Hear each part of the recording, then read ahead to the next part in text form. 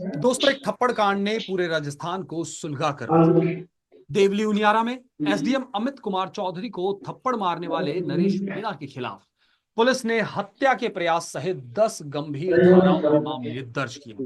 नमस्कार दोस्तों, पंजाब केसरी राजस्थान में मैं आपका दोस्त और होस्ट राहुल आप सभी का बहुत बहुत स्वागत करता हूं। दोस्तों, जैसा आप सभी जानते ही हैं कि उपचुनाव में वोटिंग के दौरान नरेश मीणा द्वारा एसडीएम अमित कुमार चौधरी को थप्पड़ मारने के मामले में अब भी बवाल मचा हुआ है। नरेश मीणा को गुरुवार को गिरफ्तार कर जयपुर लाया गया। वहीं एसडीएम अमित कुमार चौधरी ने नरेश के खिलाफ एफआईआर दर्ज करवाई है।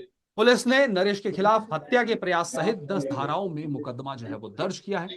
इनमें से 8 धाराएं नए बीएनएस कानून और 2 पूर्व में आईपीसी कानून के तहत जोड़ी गई है। और दोस्तों, साथ ही आपको बता दें, जो ब्यूरोक्रेट्स हैं यानी आरएस अधिकारी जितने भी हैं, उन्होंने पेन डाउन कर वो हड़ताल पर चले गए हैं और लगातार इस मामले को लेकर बवाल जो है वो पूरे राजस्थान प्रदेश में मचा हुआ है। इस वक्त आपको बता दें, आरएस अधिकारी जो हैं, जो एसोसिएशन के जो लोग हैं, वो अल सुबह सीएम भजनलाल शर्मा से भी उन्होंने मुलाकात की थी और उनसे अपनी मांगे जो है वो साझा भी की थी कि आखिर उन्हें चाहिए क्या उनकी मांग है इस प्रदर्शन के दौरान। और इस वक्त आरएस एसोसिएशन की एक बैठक जो है वो आरएस क्लब में चल रही है, जहां पर सभी आरएस अधिकारी मौजूद है।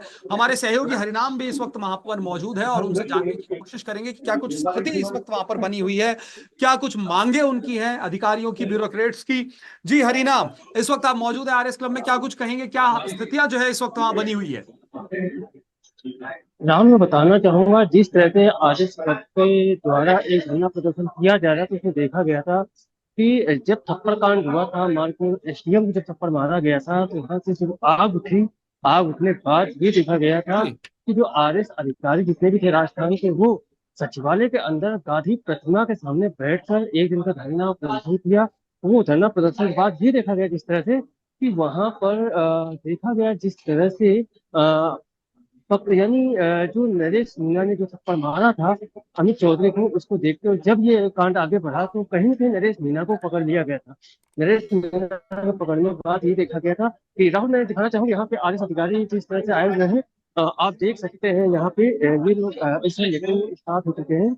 ये आप देख सकते हैं कि इनकी मीटिंग खत्म हो चुका है। मीटिंग खत्म होने के बाद आप देख सकते हैं जितनी भी आरएस अधिकारी हैं वो अपने घर के वही देखा जा रहा है कि यहाँ पर अभी मीडिया के सामने अपनी बात को रखेंगे, मीडिया के सामने बताएंगे क्या आगे की प्रक्रिया की जाएगी, क्योंकि देखा गया मुख्यमंत्री निवास पर कल उन्होंने मुख्यमंत्री से समय मांगा था मिलने के लिए, उनसे समय नहीं मिला था मुलाकात करने का। उनको आज सुबह 8:45 का समय दिया गया था मुलाकात का।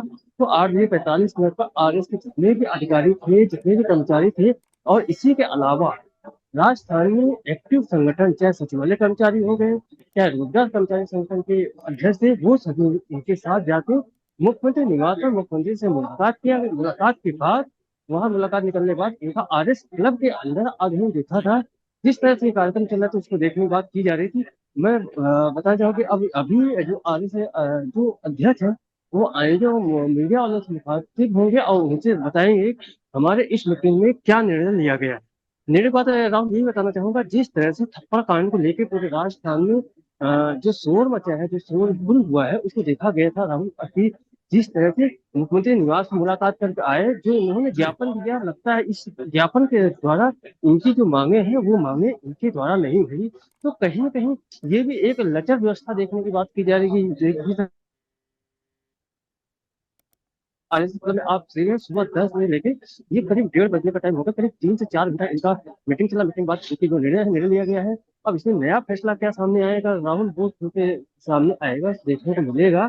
वही राहुल, ये बताऊंगा जिस तरह से आपने ये देखा कि पूरे राजस्थान में जिस तरह से बड़ा कांड को लेकर भूचाल मचा दिया, कहीं ना कहीं आपने कैबिनेट मंत्री फिरोजलाल मीणा है, वो भी गए थे समझाइश करने उस गाँव में। वहां भी समझाइश के बावजूद उनके साथ भी कांड हुआ।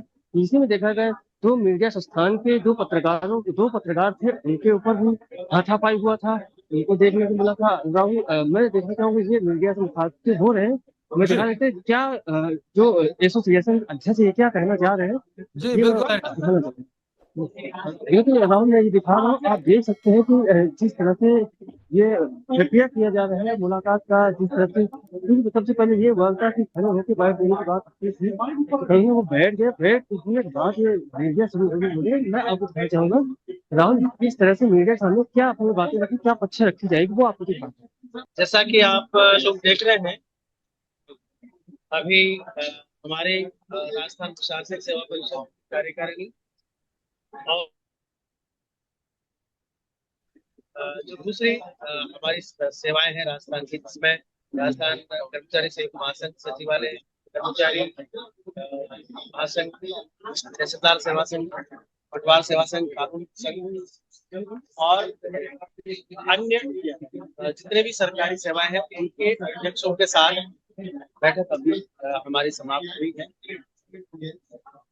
हम सुबह माननीय मुख्यमंत्री महोदय से मिले थे, उनसे हमने वार्ता करी और सकारात्मक माहौल में वार्ता हुई।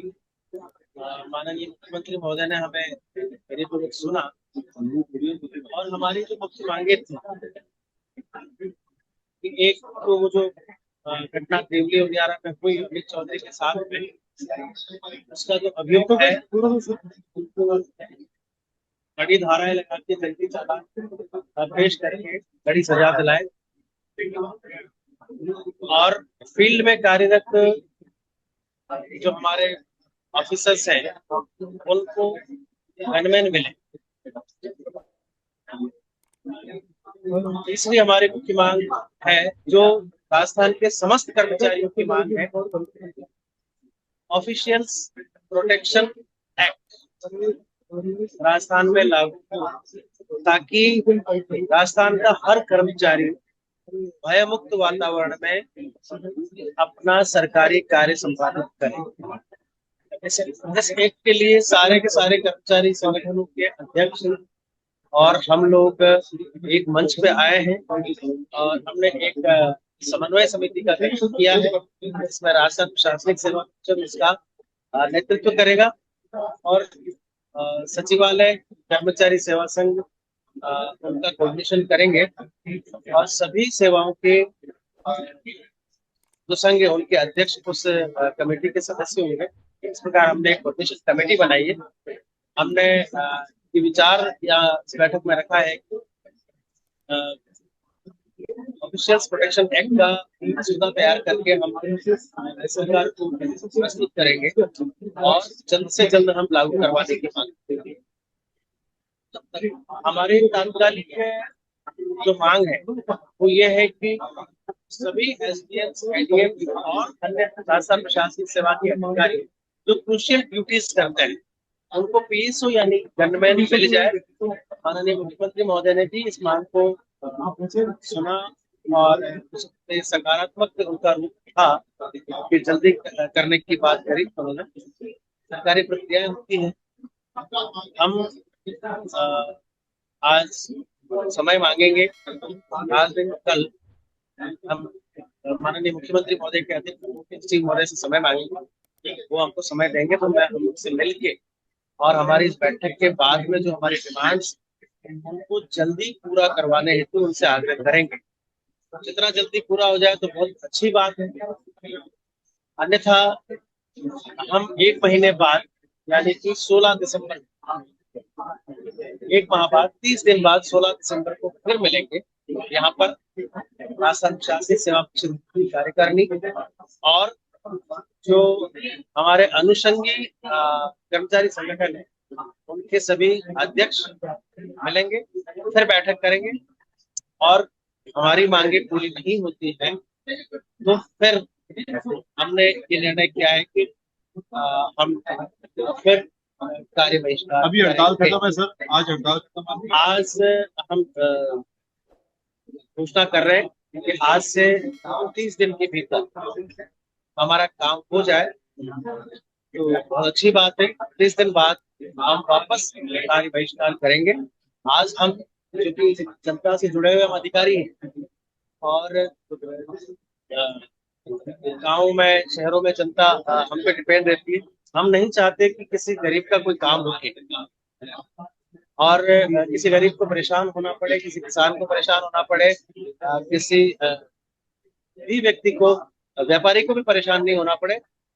तो हम आज जो हमारा जो पेन डाउन है उसको वापस ले रहे हैं, और हमारा काम नहीं होता आज से 30 दिन बाद हम संपूर्ण कार्य बहिष्कार करेंगे। ये कार्यकारिणी ने बैठ के निर्णय किया है।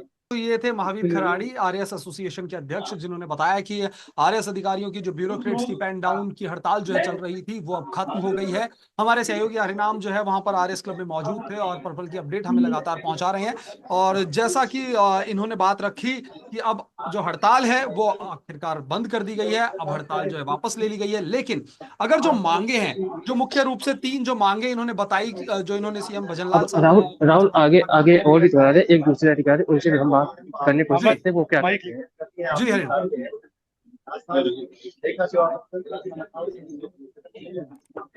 घूम ले लूं।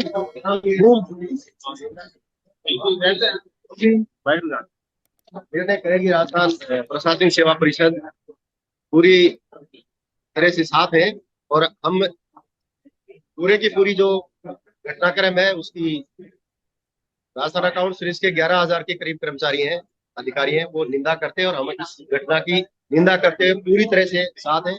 और सरकार से ये मांग करते हैं कि ऑफिशियल प्रोटेक्शन एक्ट लागू किया जाए या लाया जाए, क्योंकि ये लगातार ये माहौल बन रहा है कि राजनीतिक फायदा लेने के लिए कर्मचारियों को अनावश्यक रूप से टारगेट कर रहे हैं।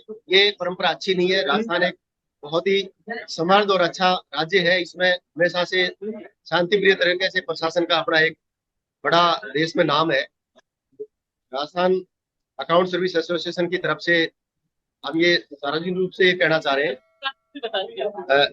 मैं डॉक्टर होशियार सिंह पूनिया, अध्यक्ष राजस्थान अकाउंट सर्विस एसोसिएशन, हम आज इनके समर्थन में आए और हमारा इनके आंदोलन में पूरा समर्थन है। उस पर मैं अपने चुनाव ड्यूटी में एरिया मजिस्ट्रेट की ड्यूटी कर रहा था, और जब मैं वहाँ पे पहुँचा तो वहाँ पे रोड को रोका गया था और मतदान का थोड़ा बहिष्कार चल रहा था।